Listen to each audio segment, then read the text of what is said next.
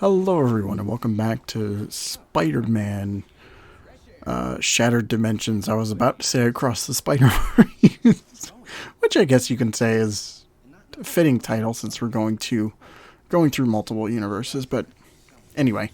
So so we're doing we're starting the first ultimate level focusing on Electro. And we got our boy Josh Keaton as as as as Ultimate Spidey, and so I'm gonna it's so funny. So I'm gonna talk about the Ultimate Universe for a second because my real introduction to the Ultimate Universe was the video game Ultimate Spider-Man, and it was a favorite of mine as a child, and it still is a favorite of mine even years later. And we're definitely at some point gonna be we're gonna be playing that for the channel. I'm almost certain of it. So, but so that game was great. Like, it had an amazing art style with all the cell shading. It looked exactly like Mark Bagley's art. It gameplay wise, it was more or less taking a bunch of elements from Spider-Man 2 and also doing some unique things like Venom, for instance. And it's a fun game. It really is. It's short, which is a bit of a shame, but like, if you're a Spider-Man fan, it is definitely a must-play at some point or another. So, get it on PS2, get it on Xbox, GameCube, play it on PC, and so that was mainly my introduction. I never really read the Ultimate Spider-Man comics. I've read a couple like volumes since 2010, but or yeah, 2010, 2011. So but yeah, I've read some early stuff. I've read some late stuff, mainly some Miles Morales comics and whatnot, and I've read a couple other books from the Ultimate Universe. Ultimates 1 and 3 are definitely a couple of them. Never read Ultimatum, never read Ultimate Fantastic Four, Ultimate X-Men. So I have a good, I mean, it's not a whole lot, but I know what happens in the Ultimate Universe. Like, I have a good idea for like the first, let's say, the first 7 years or so of its lifespan. So, but for the most part, it's mainly just the Spidey stuff that I'm most familiar with, and which I guess in some people's eyes you can say that's more or less the best thing to come out of the Ultimate Universe. So, besides Nick Fury. So, yeah. I guess, yeah. You say that, but anyway. So it was interesting to see, or it was really fun to see that when they were doing press for this game, that the final character that they were adding was my childhood Spidey, or more childhood video game Spidey, I guess. It's a shame that he's not voiced by Sean Marquette, because in my headcanon, this is the same like timeline as that game. Like, it's more or less just a spiritual successor or sequel to it, but Unfortunately, it's not exactly the case. But at least we got Josh Keaton, who many people would call the best voice for Spider-Man. He's not my favorite. I know that's it sounds like a controversial opinion, but for me it's Christopher Daniel Barnes. He's always going to be like my top Spidey in the voiceover world. I do really like Josh Keaton, but he's probably like in my top 3. He's right behind Yuri for me.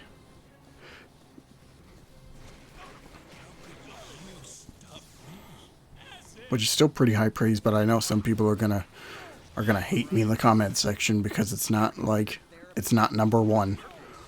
But yeah, we got him here. This was interesting because this was a year after Spectacular ended, so the fact that he came back, like, I guess in some people's eyes that wasn't really surprising, but that show was canceled early in its lifespan, so I'm just more or less happy that he's here at all. I would love to see him come back for like a lead Spidey role. Maybe get another animated series, or just bring Spectacular back. Just find a way to bring Spectacular back. But it'd be interesting to see like the distance between like his Spidey then to what his Spidey would sound like now. But yeah, let's talk about Electro for a second, because my introduction to Electro was actually not Ultimate Spider-Man, which he does have a boss fight or a couple levels dedicated to him. But no, it's not him, surprisingly enough.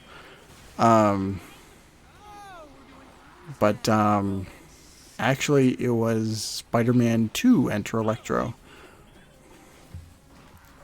I remember watching the commercial on YouTube, because they'd have people would upload trailers and commercials from video games, and I remember just that commercial of live action Electro shocking whatever, I think stealing energy, shocks a spider that's passing through, and then Spidey just turns off a switch, and that somehow beats him.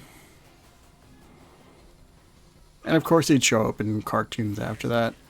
You got him in the 90s show, which was weird because he's not like a typical crook or anything. He's the son of the Red Skull.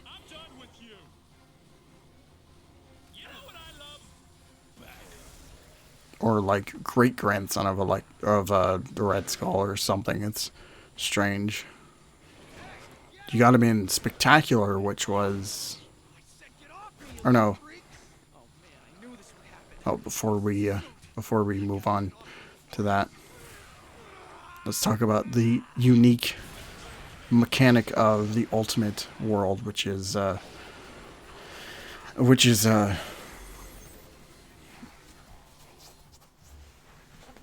rage mode. So once the meter's full, you just hit LB, which is the same button you do for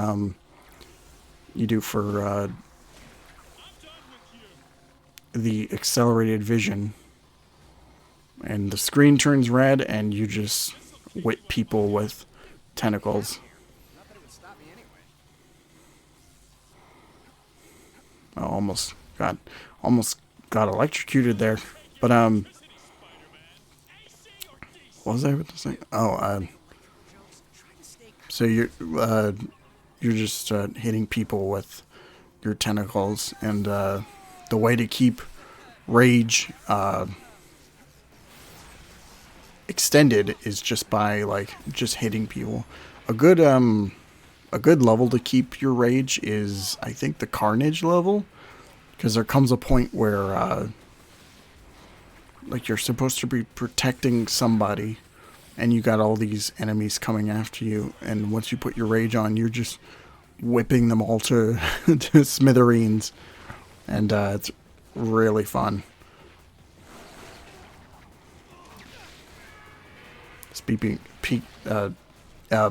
of whipping things, Electro's got those electric creatures, which is interesting.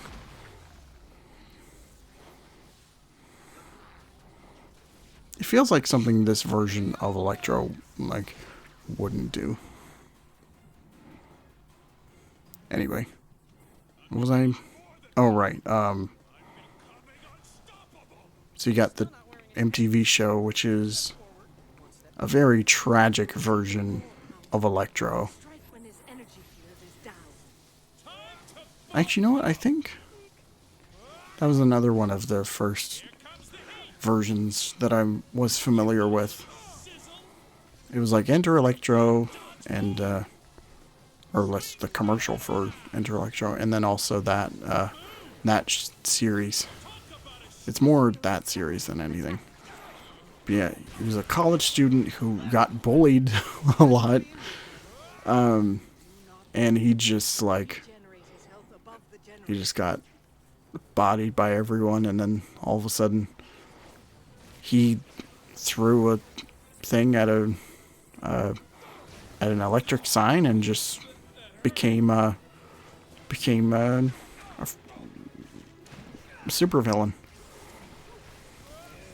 One thing about that episode that always kills, or just I'm losing my words here. One thing that gets me about that episode every time is just seeing like the bully that tormented him. He just fucking dies. It's not like he like gets injured or whatever like some of the other shows were doing. Static Shock, like kid who got shot, he fucking dies. They go to his grave at the end of the episode, and it's just nuts. It's just insane to me. But also at the same time, it's like MTV's a very different network than Cartoon Network is. So there just comes a point where it's just like you gotta realize this is like for adults and teenagers. So it was never a show that like has Spider-Man being like, you know, like fuck all these people or whatever, but they did some dark shit. Gotta admit.